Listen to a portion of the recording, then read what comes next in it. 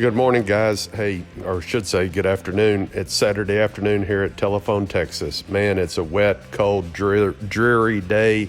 It's drizzling and the wind's blowing. It's just not very nice. We started out the morning helping my brother-in-law out. He's a little under the weather, so I put out 18 bales of hay over at his place. He also raises cattle and telephone. And then we kind of wrapped the day up around noon, came back, grabbed some lunch. Now this afternoon, I've got a couple of little odds and ends I'm working on, nothing major, but there was this one log that's just been driving me bonkers at the Telephone 2 property. So I decided I would take this chance to pick up that log, take it over here to, you got it, one of the major brush piles we have on this property, and to dispose of it. So from here, you're going to see the rest of the weekend, we're going to actually feed our cattle.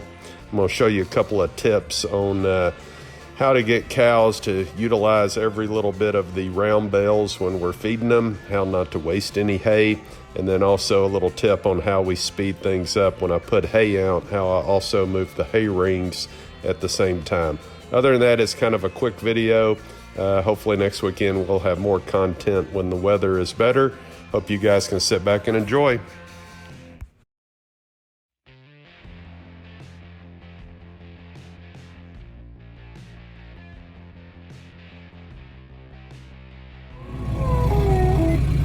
Hey, good morning, guys. Well, another cold morning in Telephone, Texas. Yesterday it drizzled all day and we kind of had a mist, but really no sustainable moisture to speak of. But hey, what are we doing today? Well, we are feeding the cows. And let me tell you what, man, this drought has really impacted our ryegrass we put out. We just haven't had the moisture that we needed. We had one good rain of an inch, but you know, that was 2 months after I put out the ryegrass. And really, the ryegrass is just stunted and the ground is just so dry. So hey, if you guys are out there, man, pray for rain. We need rain here in North Texas. I know other parts of the country are just fine on moisture, but where I'm at, we are dry for this time of the year. And we need some help. But anyway, hey, I digress. For the most part, this is the young herd. Cattle's looking pretty good. We got the New Holland 5060 out, and we are putting out hay and feed. We're gonna stock them up for the week and come along for the ride.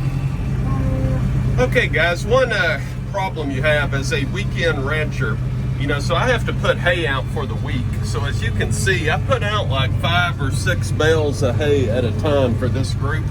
But the problem is they won't eat that last little bit of hay. So bear with me here. I'm going to show you how we solve this problem. And first thing I got to do is move this hay ring. And I apologize because I'm trying to talk on a cell phone. Of course, they outlaw it for automobiles, so what does it hurt if I'm driving a tractor? Yeah, all right, bear with me. So one thing I like about putting out hay with the tractor is I don't have to physically handle these hay rings. Because let's face it, I mean, they're heavy. A lot of times they get bogged down in the mud, and you know, they're just hard to maneuver.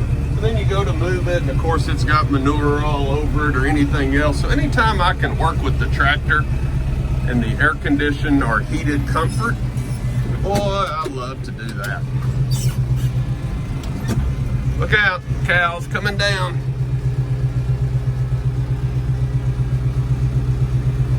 And just like that, you put the hay ring on, back up, and voila. That simple. But now let's go solve the problem of them wasting hay. I'll show you a quick little solution, and I understand that not everybody has a trip hopper on the back of their tractor to solve this problem, but you could also do the same thing with a bag of feed. You can also do the same thing. You can see there's one of those piles right there. You can do the same thing with a bucket of feed. You don't have to put a lot out, but I'm going to show you real quickly how I clean up and try to minimize the waste.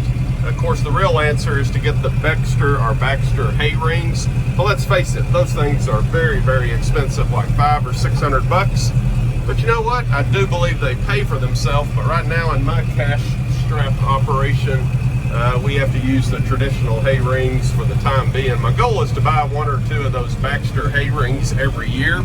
See, here's a pretty good pile of good hay that has just really been wasted. So what do? I'm going to show you a little trick here. Bear with me. I'm going to pull up on top of that pile of hay. I'm going to put out 2 clicks of hay. I'm going to come up here to the next one, which is right here, and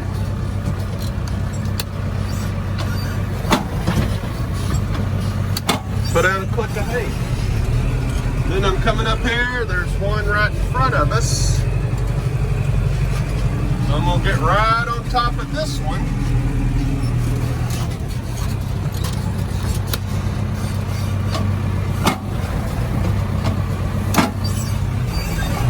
Go right over here to this one.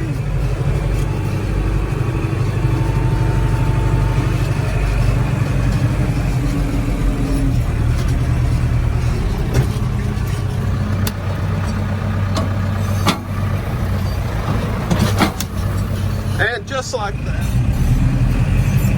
So, you kind of get the idea. So let's do one more drive-by here and take a look. See if my plan worked.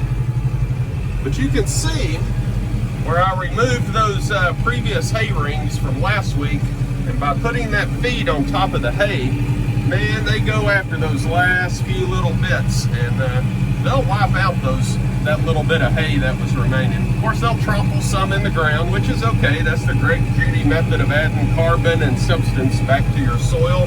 They'll stand around and they'll go number 2 in that little area, which is okay.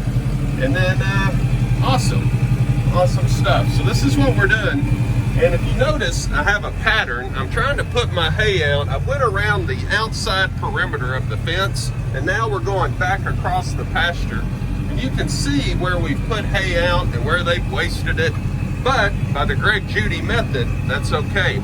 So I keep working backwards and putting out hay where we have not fed previously. And what I'm trying to do is spread out the hay. I'm trying to spread out the manure and all of the fertilizer that these guys are offering. Now what I'm going to do, I'm going to come back with a Kubota Sidekick and a small harrow, chain harrow, and I'm going to turn it upside down where it's really not doing anything to the surface of the soil other than busting up these cow patties.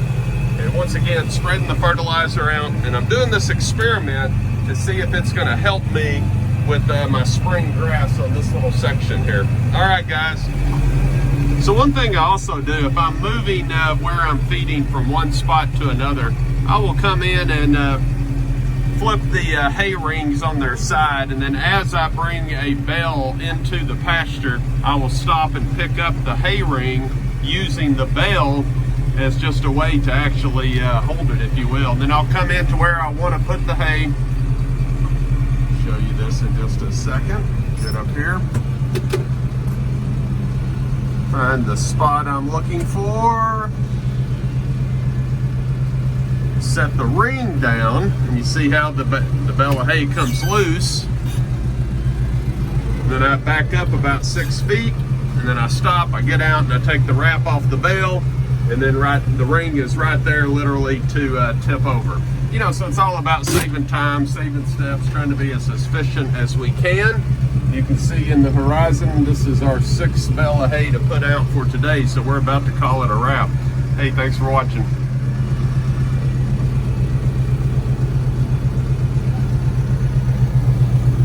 Okay, so what we're doing right here is basically, trying to get everything set up here.